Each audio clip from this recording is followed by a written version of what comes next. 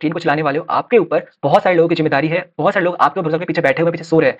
तो इसके लिए आपका मेडिकल फिटनेस मिनिमम जो है क्राइटेरिया वो आपका जो चश्मा नहीं लगा होना चाहिए, मीन्स आपका दूर का जो है मीन्स आपको मायोपिया नहीं होना चाहिए। इसमें आपका 6/6 होना चाहिए दूर का विजन विदाउट ग्लासेस, ठीक है? विद फॉगिंग टेस्ट भी करेंगे कि आप जब चला रहे हो फॉग वॉग बनता है, ठीक है? तो उसमें भी आप लोगों को टेस्ट करेंगे, ठीक है? और नियर विजन जो होना चाहिए वो 0.6 तक एक्सेप्टेबल है विदाउट ग्लासेस। ग्लासेस का कहीं है ही नहीं, इसमें बोला नहीं गया। और इसके अलावा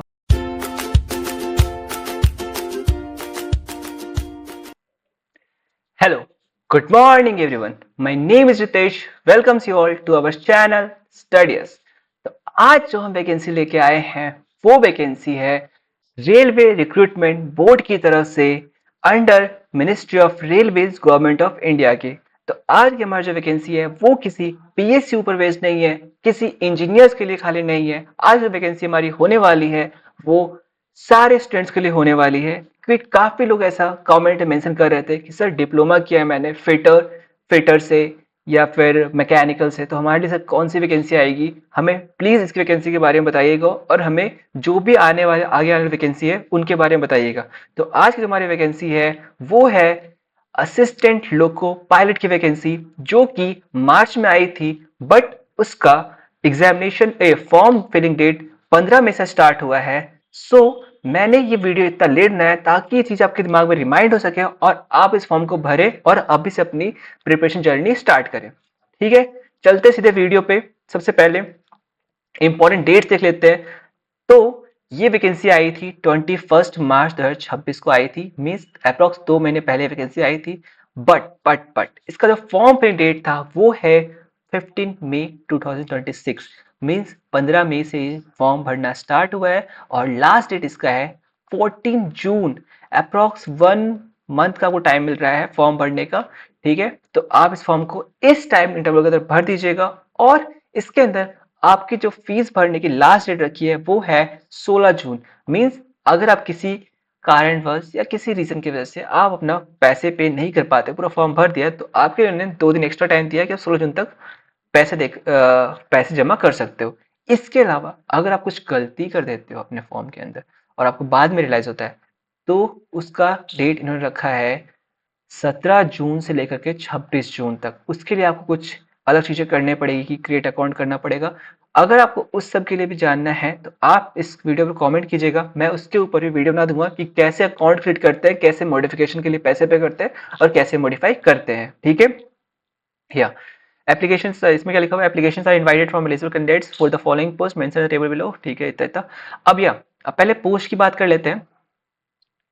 तो जो पोस्ट है होने वाली है वो है असिस्टेंट लोको पायलट की पोस्ट, जो कि ग्रुप सी की जॉब है इन द रेलवे, जिसमें आपको आई थिंक आपको ट्रेन चलाना है। मीन्स आप एक ट्रेन चलाने वाले बन जाओगे। बहुत ही ऊपर की पोस्ट होती है ग्रुप सी की पोस्ट, और मीन्स सेंट्रल गवर्नमेंट के अंदर आने वाले हो।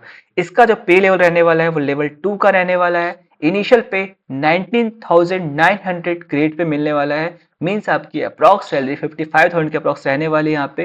और आपको जो भी मेडिकल स्टैंडर्ड मिलने वाले हैं वो A1 क्वालिटी के मिलने वाले हैं। और जो आपकी एज होनी है इस फॉर्म को फिल करने के लिए, वो आपकी एज है चाहिए 18 to 30 year for UR, EWS and OBC candidates. बाकियों के लिए छूट है, वो छूट के बारे में हम आगे डिस्कस करेंगे, लेकिन अभी के लिए बस इतना जान लीजिए ये डेट रखी है इन्होंने और ये डेट कैलकुलेट करेंगे 1 जुलाई 2026 के हिसाब से। अब अगर हम लोग नंबर ऑफ वैकेंसीज की बात करें तो जो नंबर ऑफ वैकेंसी है वो है 11,127 वैकेंसी। मीन्स बहुत ही बड़ी नंबर ऑफ वैकेंसीज है। अगर आप पढ़ोगे, अच्छे से पढ़ोगे, तो आप इस जॉब को इजी वे में ले सकते हो। और एक बहुत ही बड़े स्पैन में आया है वैकेंसी, शायद ही वापस बहुत इतना ज्यादा वैकेंसी आए। तो प्लीज आप अपना पढ़ना स्टार्ट कर दीजिएगा आज से ही फॉर्म फिल करने के बाद, और एक पोस्ट जरूर ले पाए। ठीक है, या तो आपके लिए इसको मिनिमम क्वालिफिकेशन क्या क्या है वो जान लेते हैं इसके बारे में। पहले असिस्टेंट लोको पायलट, पे ग्रेड पता है आपको, स्टैंडर्ड मिलने वाला, ये चीजें। तो अगर आप इसके अंदर फॉर्म भरना सोच रहे हो, एग्जाम देना सोच रहे हो, तो आपको यहाँ पे क्या क्वालिफिकेशन चाहिए, एजुकेशन क्वालिफिकेशन, वो है मैट्रिकुलेशन, मैट्रिकुलेशन करे हो और या SSLC किया हुआ हो। ठीक है, इसके अलावा ITI किया आपने from any recognised institute of NCVT और SCVT in the trades of fitter, electrician, fitter trades, electrician trades, instrument mechanic, millwright, actually इधर दिख नहीं रहा होगा आपको तो मैं इसमें अंडरलाइन कर देता हूँ, millwright, millwright, maintenance mechanic, mechanic radio and TV, electronics mechanic, mechanic motor vehicle, wireman, tractor mechanic, armature, coil winder, mechanic, heat engine, Turner, machinist, refrigeration, air conditioning machine. अगर आपने इसमें से किसी भी ट्रेड के अंदर आईटीआई किया हुआ है तो आपको इसमें इस फॉर्म को भर सकते हो और जॉब ले सकते हो। इसके अलावा अगर आपने ये सब चीजें नहीं किया हुआ है, आपने सिर्फ अप्रेंटिसशिप किया हुआ है एवं ट्रेड्स के अंदर, मींस फिटर, मैकेनिक, इस सब के अंदर आपने खाली अप्रेंटिसशिप किया हुआ है 1 साल का, तो भी आप इस फॉर्म को भर सकते हो। इसके अलावा अगर आपने डिप्लोमा इंजीनियरिंग कर रखी है या बीटेक इंजीनियरिंग कर रखी है तो भी इस फॉर्म को भर सकते हो इन द रिस्पेक्टिव ट्रेड्स। ठीक है, तो अगर आप इन सब के अंदर आते हो तो आप इस फॉर्म को भर सकते हो और फॉर्म को भरिए और अपना स्टडी को स्टार्ट कीजिए। ठीक है, अब ये वैकेंसी आई कहाँ, किस किस एरियाज में है? जम्मू एंड श्रीनगर की वैकेंसी है कुछ, चंडीगढ़ की है, Ajmer, Ahmedabad, Mumbai, Bengaluru, Chennai, Thiruvananthapuram, Secunderabad, Bilaspur, Bhopal, Prayagraj, Gorakhpur, Muzaffarpur, Patna, Ranchi, Malda, Kolkata, Siliguri, Bhubaneswar and Guwahati. Means approx pan India में वैकेंसी आई है। तो अगर आप इन सिटीज में रहते हो तो आपके पास अपने घर में जॉब लेने की बहुत ही बहुत अच्छी वो टाइम है, बहुत अच्छा वैकेंसी आया है कि आप अपने घर के पास में जॉब ले सकते हो। ठीक है, ये है जोन वाइज वैकेंसी। तो इसको मैं इसलिए लाया हूँ ताकि आपको फॉर्म भरने में इजी रहे। अगर मान लो अभी प्रिपरेशन अभी से स्टार्ट कर रहे हो तो आपकी प्रिपरेशन थोड़ी ढीली होगी, तो आप ऐसा ट्राई कीजिए कि जहाँ पे मैक्सिमम, लाइक देखिए भुवनेश्वर में मैक्सिमम वैकेंसी आई है, तो अगर यहाँ से फॉर्म भरते हैं तो चांसेस ऑफ सिलेक्शन आपका बहुत हाई हो जाता है। तो आप अगर अभी प्रिपरेशन थोड़ी सी कम है तो आप इन जगहों से फॉर्म भरें, नहीं है अच्छी प्रिपरेशन है तो आप अपने एरिया से फॉर्म भरें और वहीं जॉब लें। ठीक है, ये बस आप इसका स्क्रीनशॉट ले लीजिएगा, मैं इसको डिटेल में एनालाइज नहीं कर रहा हूँ, आपका टाइम वेस्ट होगा। ठीक है, आप अपने हिसाब से बात देख लीजिएगा अपने एरिया के हिसाब से। टोटल वैकेंसी है 11,112,11127। ठीक है, यप। अब फीस जो रहने वाली है वो रहने वाली है 100 रुपीज। अब आपने 100 रुपीज, भैया आपने यहाँ पे तो 500 लिखा हुआ है और आप 100 बोल रहे हो। हाँ, 100 ही है। इसमें से जैसे आप CBT 1 में अपियर होते हो वैसे ही आपका 400 रुपीज रिफंड हो जाएगा। मीन्स आपको सिर्फ 100 रुपए ही फीस लगने वाली है। ठीक है, for the general, OBC and UR candidates के लिए। अगर आप SC, ST, ex serviceman, female, transgender और माइनॉरिटीज में बिलोंग करते हो तो आपको 250 रुपये पे करना है और वो भी रिम्बर्स हो जाएगा। मीन्स आपका फॉर्म 0 रुपीज का होने वाला है। तो आप अगर इन दोनों कैटेगरी में बिलोंग करते हो तो फॉर्म भर दीजिए और CBT 1 में एटलीस्ट अपेयर होइए ताकि आपका 400 रुपये रिफंड हो जाएगा। ठीक है, अदरवाइज आपको 0 रुपया मिलेगा। तो रिक्वायर्ड प्रोसेस का स्टेप्स क्या क्या है? इस पर स्टेप्स है 5 स्टेप में आपका एग्जामिनेशन होने वाला है। इन 5 स्टेप करने के बाद आपको एक जॉब मिल जाएगी। फर्स्ट स्टेज है CBT 1, सेकंड स्टेज है CBT 2 एंड थर्ड स्टेज है CBAT जिसको हम साइको से भी जानते हैं, एंड फोर्थ है DB एंड फिफ्थ है मेडिकल एग्जामिनेशन। ये 5 स्टेप करने के बाद आपको ALP की जॉब मिल जाती है। आप एक असिस्टेंट लोको पायलट बन जाते हो, ग्रुप C की जॉब आपको मिल जाती है और आप फिर आपकी सरकारी नौकरी लग जाएगी तो आपको एक सुंदर बीबी भी मिल सकती है। ठीक है, या फर्स्ट स्टेज की बात करें CBT 1, जो CBT 1 जो एग्जाम है सिर्फ और सिर्फ स्क्रीनिंग एग्जाम है। मींस इसमें आप अगर अच्छा स्कोर करोगे तो भी उसका कोई मतलब नहीं होगा, आप खराब स्कोर करोगे तो भी कोई मतलब नहीं। आपको इसमें इतना स्कोर करना है कि आप सिर्फ और सिर्फ कट ऑफ को क्लियर कर लो। ठीक है, सिर्फ और सिर्फ कट ऑफ को क्लियर करना है आपको। ठीक है, इस एग्जाम में और इसका कैसे CBT 1 का मार्क्स स्कोर होगा वो कट ऑफ के हिसाब से करेंगे। ठीक है, अब इसका एग्जाम होने कैसे वाला है? तो ये 60 मिनट्स का एग्जाम रहने वाला है। नंबर ऑफ क्वेश्चंस रहने वाले हैं 75 क्वेश्चंस और 75 मार्क्स का रहने वाला है। हर एक क्वेश्चन 1 मार्क्स का होने वाला है। ठीक है, और इसमें निगेटिव मार्किंग रखी गई है 1/3 marks for each wrong answer. आपने अगर एक क्वेश्चन गलत किया, आपने एक क्वेश्चन सही किया और 3 क्वेश्चन गलत कर दिया तो वो 3 क्वेश्चन आपका इस एक क्वेश्चन को लेके भी चला जाएगा। तो आप इसमें ध्यान रखिएगा कि आप गलती ना करें, जो क्वेश्चन आते हैं आप वो ही अटेम्प्ट करें और उसमें ही अच्छे मार्क्स लेके आए। ठीक है, या इसके अलावा इन्होंने मिनिमम पास परसेंटेज रखा है for the EWS and your candidates के लिए। आप 75 में मार्क्स का 40% तो आपको कंपलसरी लाना ही है। अगर आप अगर आप EWS, अगर आप जनरल और EWS और OBC candidate, UR and EWS belong करते हैं तो आपको 40% मार्क्स लाना है क्वालिफाई करने के लिए मिनिमम पासिंग मार्क्स है, इसके अलावा कट ऑफ पे डिपेंड करेगा। अगर आप ओबीसी में करते हैं तो 30%, एससी में करते हैं 30% एंड एसटी में करते हैं तो 25% मार्क्स लाना कंपलसरी है, ठीक है। और बाकी का एक्स सर्विसमैन का कि कुछ होगा वो मुझे नहीं पता है अभी, ठीक है। The standard of question CBT generally in the education standard and और minimum technical qualification prescribed for the post. अच्छा, सिलेबस क्या रहने वाला है आपके, इसमें 3 सब्जेक्ट्स होने वाले हैं। मैथमेटिक्स, मैथ्स होने वाला है, फिर मेंटल एबिलिटी, मैथ्स मैथ्स रहने वाला है, फिर मेंटल एबिलिटी या रीजनिंग कह लेते हैं इसको, रीजनिंग, और जनरल साइंस। जो तीनों है वो आपको रहना 6 to 10th की। अगर एनसीईआरटी से अपने मैथ्स और साइंस की बुक खाली पढ़ लिया तो आप कहीं ना कहीं इस एग्जाम को इजी में क्वालिफाई कर सकते हो। मैथ्स का इसलिए मैं कह रहा हूँ क्योंकि मैथ्स में टाइम हमारे पास बहुत कम है, बाकी लेवल इसका 6 से 10 ही है लेकिन टाइम कम है, तो उस टाइम को कम करने के लिए हमें और भी बुक्स पढ़नी पड़ेगी। उन बुक्स के बारे में भी मैंने इस वीडियो में बताया है, तो उस तक जानने के लिए आप पूरा वीडियो देखिएगा, आपको आगे पता चल जाएगा, ठीक है। सिलेबस है मैथमेटिक्स में number system, board mass, decimals, fraction, LCM, HCF, ratio and proportion, percentage, mensuration, time and work, time and distance, simple and compound interest, profit and loss, algebra, geometry, elementary statistics, square roots, age calculation, calendar and clock, pipe, system, etc. ये आपको सारी चीजें पढ़ना है, जो सारी 6 10th की maths की बुक में वो सब कुछ मिल जाएगा, ठीक है। फिर रीजनिंग में देखें analogies, alphabetical number series, coding decoding, mathematical operation, relationship, syllogism, jumbling, venn diagram, data interpretation, conclusion decision making, similarity difference, analytical reasoning, classification, direction, statement, arguments and assumption etcetera. और साइंस में physics, chemistry and life science के 10th standard level तक की maths और ये science की book पढ़नी है इसमें, ठीक है। या अब बात करते हैं सीबीटी 2 के लिए। तो जो भी लोग सीबीटी 1 में क्वालिफाई करेंगे वो ही सीबीटी 2 में बैठ पाएंगे, और सीबीटी 2 में जो सिलेक्ट करेंगे ये लोग सीबीटी 1 से वो 15 टाइम्स होगा आपके एक्चुअल वैकेंसी के, मींस 11,127 इंटू 15, इतने लोग शॉर्टलिस्टेड होंगे इस सीबीटी 2 के लिए। फिर उनमें से कुछ लोग छटेंगे धीरे धीरे, ठीक है। तो यहाँ पे आप अगर सोचते हो क्वालिफाई करना है तो आपको सीबीटी 1 में क्वालिफिकेशन मार्क्स लाना है, जिससे आप अप्रोक्सीमेटली मान लो यहाँ पे 1.5 लाख लोग सिलेक्ट होंगे, उनमें से और लोग करते करते करते करते लास्ट में 11,127 लोग ही इस जॉब पे ज्वाइन कर पाएंगे। लेकिन अगर आपकी वैकेंसी अभी स्टार्ट कर रहे हो, अभी प्रिपरेशन स्टार्ट कर रहे हो, तो आप सोचो कि मेरी जो मैं मतलब 10 लाख में से 1.5 लाख लोगों में आना है मुझे, बस अभी आप लोग के दिमाग में रखना है कि मुझे बस 1.5 लाख लोगों में आना है, उसके आगे देखा जाएगा कैसे क्या करना है, जो ठीक है। अभी के लिए फोकस आपका सिर्फ 1.5 लाख लोगों में आना होना चाहिए, या ठीक है।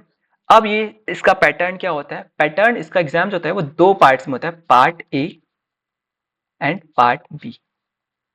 Part A, part B.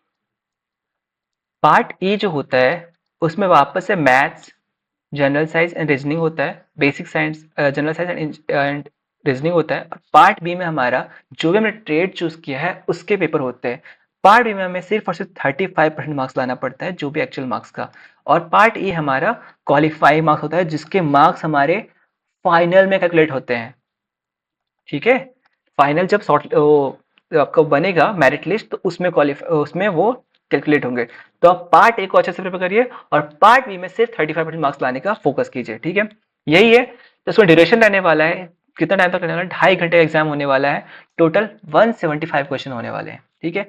उसमें पार्ट ए 1.5 घंटे का होने वाला है, 100 क्वेश्चन रहने वाले हैं, वही 1 मार्क्स के क्वेश्चन रहने वाला है, और 1/3 नेगेटिव मार्किंग रहने वाला है। पार्ट बी 60 मिनट्स का होने वाला है और इसमें 75 क्वेश्चन रहने वाले हैं। इसमें सिर्फ आपको 35% मार्क्स ही लाना है, आपको ज्यादा मार्क्स लाना नहीं है। ज्यादा मार्क्स के लिए आप लोग पढ़ के टाइम वेस्ट भी ना करिएगा। मेरा सजेशन है कि आप सिर्फ 35 मार्क्स इसमें लाइएगा, और पार्ट ए में मैक्सिमम नंबर लाइन ट्राई कीजिएगा। लाइक 100 क्वेश्चन है, 100 मार्क्स का है, तो आप ट्राई कीजिए कि मैं 95, 98, 99 मार्क्स ला पाऊँ, ठीक है। बाकी 70 मार्क्स, 75 यही ज्यादा कट ऑफ हमेशा, लेकिन आप ट्राई कीजिएगा इतना ला पाओ, ठीक है। इसमें भी मिनिमम परसेंटेज मार्क्स है, वही सेम है सीबीटी 1 की। यूआर ईडब्ल्यूएस के लिए 40%, ओबीसी के लिए 30, एससी के लिए 30 एंड एसटी के लिए 25%, ठीक है। और यही बोला इन्होंने सिर्फ पार्ट ए के मार्क्स काउंट होंगे, पार्ट बी सिर्फ और सिर्फ क्वालिफाइंग है। मींस यहाँ पे आपको सीबीटी 1 में जो आपने क्वालिफाई किया उसका कोई मार्क्स का कोई मतलब नहीं है। सीबीटी 2 में सिर्फ और सिर्फ पार्ट ए का मतलब है, पार्ट बी का कोई मतलब नहीं है। ठीक है, अब यहाँ पे आपका आता है सिलेबस। सिलेबस का मैथमेटिक्स, रीजनिंग और बेसिक एंड इंजीनियरिंग, इसमें कुछ चीजें बढ़ जाती है बट स्टिल ये 6 to 10 की मैथ साइंस ही रहती है। ठीक है, सेम एज वैसा ही। ठीक है, एंड सिलेबस और पार्ट बी आपका जो भी डिग्री है, जो भी ट्रेड आप चूज करोगे उसके हिसाब से आपको पढ़ना पड़ेगा। ठीक है, इसमें मैं दिखाता हूँ डिफरेंट ट्रेड्स के बारे में। अगर आपको इलेक्ट्रिशियन के लिए फिट कर रहे हो, आप इलेक्ट्रिशियन से फॉर्म भर रहे हो, तो आपकी जो डिग्री या फिर आपका आईटीआई या फिर अप्रेंटिसशिप होना चाहिए, वो होना चाहिए electrical engineering and combination of various stream of electrical engineering. Means कोई सा स्ट्रीम जो इलेक्ट्रिकल से रिलेटेड है। ठीक है, फिर अगर आप इलेक्ट्रॉनिक्स मैकेनिक्स में भरते हो तो आपको electronics engineering and combination of various streams. फिर अगर आप फिटर, मैकेनिक, ट्रैक्टर ये सब में भरते हो तो आपके लिए होना चाहिए mechanical engineering and combination of various stream. अगर आप मैकेनिक, ट्रैक्टर मैकेनिक ये सब में भरते हो तो आपके पास होना चाहिए automobile engineering and combination of various stream. इन सब पे इस स्टेट को अगर चूज करते हो तो ये आपका क्वालिफिकेशन होना चाहिए। ठीक है।